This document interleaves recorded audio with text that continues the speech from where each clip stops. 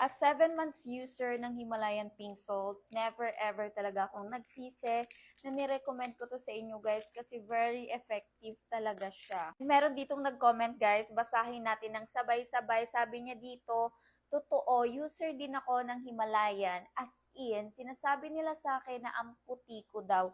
Girl, walang halong eme ha. Sa 6 months, mag 7 months na this month, grabe talaga yung pagka-glowing ng skin ko. Talagang very effective to, ate girl. Yung patagal ng patagal mo siyang ginagamit, talagang kitang-kita mo yung effect sa skin mo as in, ate girl ko. Eto si Himalayan Pink Salt, guys. Perfect to sa mga sensitive yung skin. Kung meron kang melasma, ate girl, mga peklat, stretch mark, nakaka-help siya mapalighten yung mga yan. Pero girl, kapag hindi mo naman talaga tsinaga ng pag-apply, hindi mo makikitaan ng effect, walang magic. Kaya girl, kung gusto mo talagang pumuti ka, kailangan mo maging consistent.